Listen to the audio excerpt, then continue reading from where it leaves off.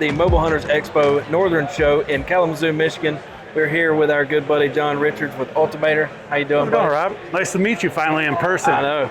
I've talked to you a bunch of times online. Like a long-lost brother, huh? Oh, man, I'll tell you what. For anybody who has watched any of my videos, pretty much everything I've got, it's got something Ultimaider in it. And so I'm a really big advocate for the Ultimaider itself. You know, I've been running it for several years, and you know, even since I've been using it, there's been several upgrades, and I absolutely love this thing. But I'm gonna let you take over and kind of tell us about it, the Pack and Play Plus. So yeah, so there has been a little bit of changes since we started with the Ultimaider. We changed the links from the original links. Now we've got our custom built links. The inserts have changed. We used to use more of a stiffer insert, but it would hold its shape, right? So when you go to pack it away, all your steps are holding a bend, so it didn't pack as nice. Now we have a solid rubber insert. That's the most recent change. We only use the black buckles. I know when we first started, Austrian Alpen couldn't keep up with the black buckles, and we had to use silver buckles. People still liked it, but I prefer the black. The Pack and Play has changed throughout the years, if you're familiar with the Pack and Play. So the original Pack and Play was similar to this with no pockets, right? So to demonstrate the original Pack and Play, you would just take your aider, and the original one would set on top, and you would roll it up and cinch your aider and Pack and Play right to the bottom of your stick. The idea here is when you did take it off, your aider would just deploy and you were ready to climb. Well, some customers had issues with the aiders hanging out the side. They were in a hurry after the hunt. They didn't pack it up tight. They wanted some sort of pouch. So what we did is we took the original, we folded it, sewed it up the side, and we created a pouch. So now you can pack it into that pouch. What that did is we now had two different styles. We had a pouch and we had the original. So to simplify things, we now are coming out with the Plus, and we're discontinuing the original and the pouch. So this one here can be used either way. You already saw me demonstrate it used as the original. Now we have a pouch.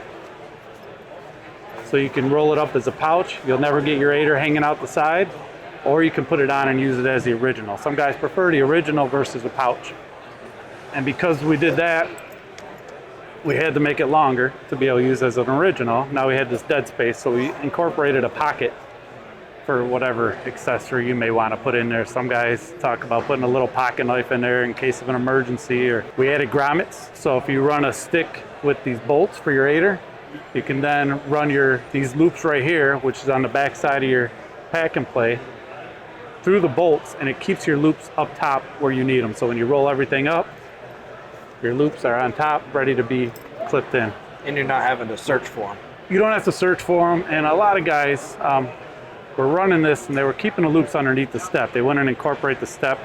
Isn't that how we first, yeah. You posted a line, I said, or online, you posted it up, and I'm like, no, that's wrong, whoever you are.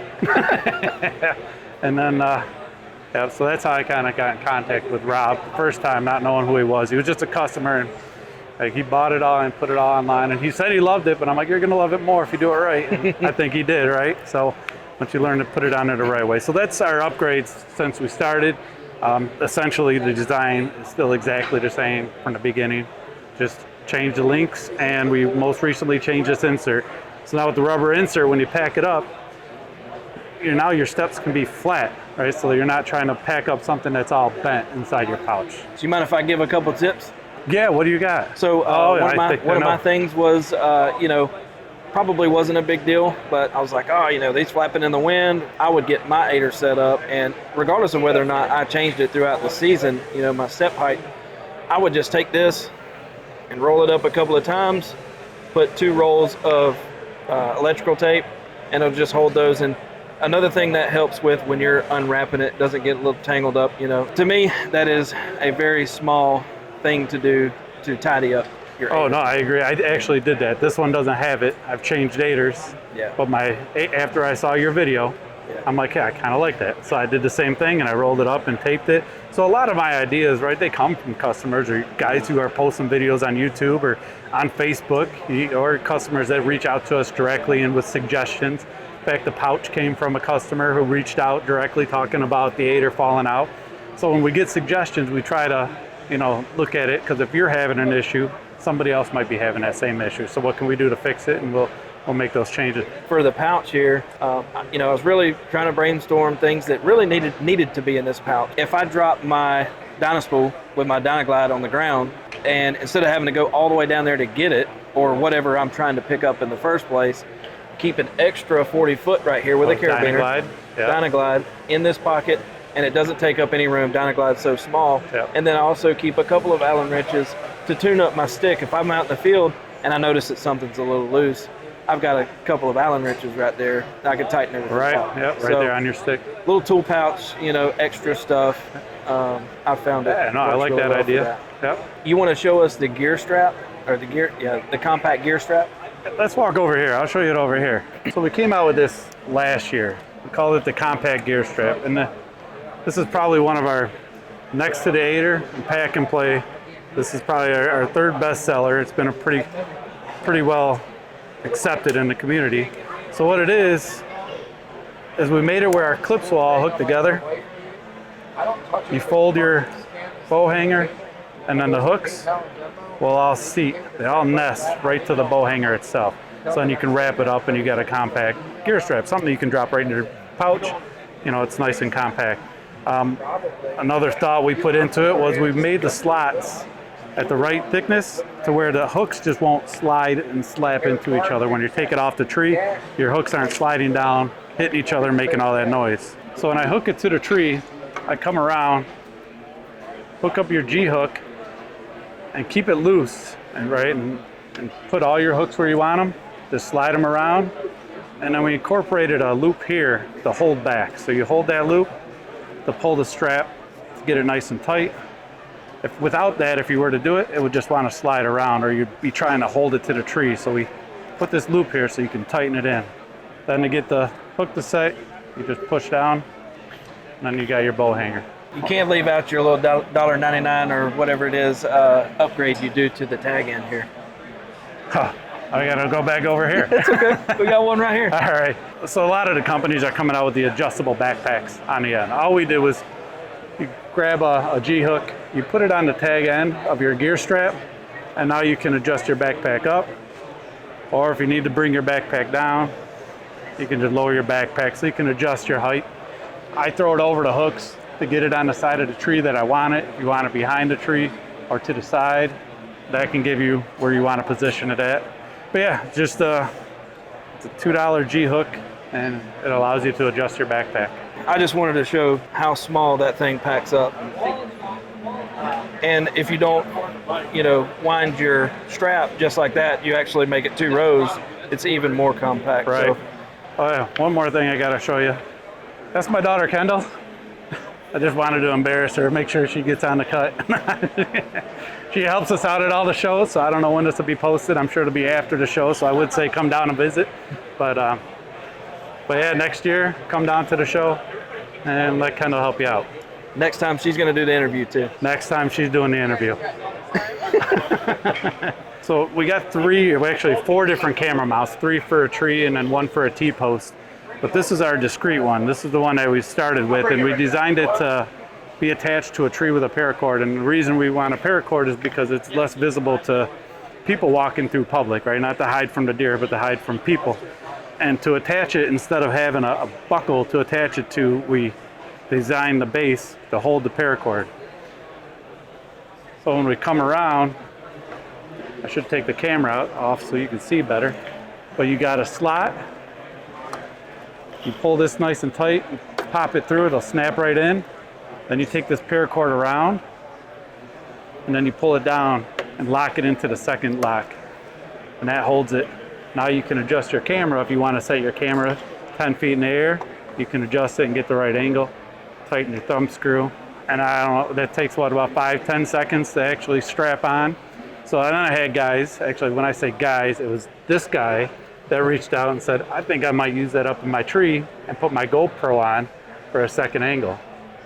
So then we took that idea and we added a little phone clamp on the top for people who want to use this mount and put a phone clamp on it. So now you can get a second angle while you're up in a tree. This is the basic one, but same idea. It would be taking this clamp and it would be putting it onto this mount. Now this is another idea, right? Another new product that we have. All this is going to do is hold your phone to the tree. You have no adjustment. It's just getting it out of your pocket and put it on the tree so you can view your text, or you can watch your football, or whatever you want to do. For me, it's not digging in my pocket and pulling my phone out every time I get a text. It seems like every time you put it away, somebody's texting. You know, you're hunting with a couple guys, somebody like, you know, I just had a monster walk, well, not with me, because none of my friends ever see monsters.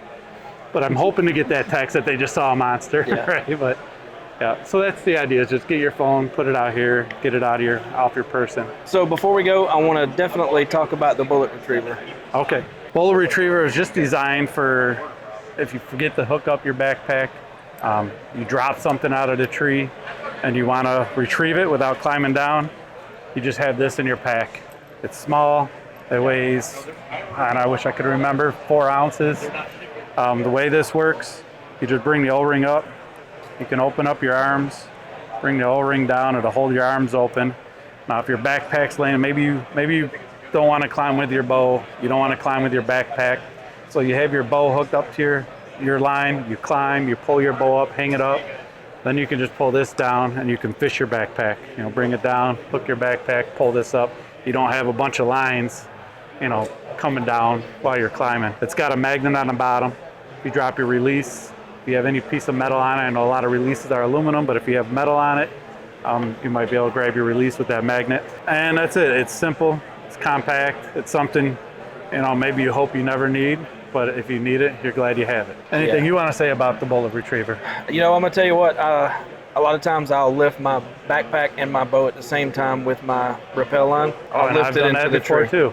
But when I'm coming back down, it's a really a pain in the butt to attach your bow to your pack while you're in the tree. Yeah. So I'll let my backpack down with my rappel line, and then I'll use this to let my bow down, and then I'll bring this back up, and then I'll disconnect it, and I'll hook my carabiner to my the rappel line. Yeah, my rappel line to pull it down. Okay. So it allows you to, you know, and technically I could let my backpack down with that, pull it back up, let my bow down with it, and then I won't have anything attached to my rappel line. Right.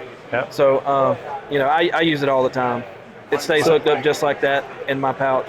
So I like hearing stories like that, because people ask me, well, what do I do with it? And then I always say, well, I have a customer that told me, right? Yeah. And that's a lot of the conversations I get here, is what I hear from other people and how they use it. Well, brother, it's good seeing you. Yeah, nice meeting you. Glad we got to chat. Okay. And so it's ultimaider.com. Ultimaider.com. Facebook, you can find us at Eastern Woods Outdoors, Real Deal Amsteel. There's a few other sites that have us, but if you can come directly to ultimaider.com and we have it all there. We got some big videos on YouTube. I hate doing YouTube videos, guys. I do them because when we come out with a product, right, I feel like I need to explain the thought behind it. So I'll do the videos.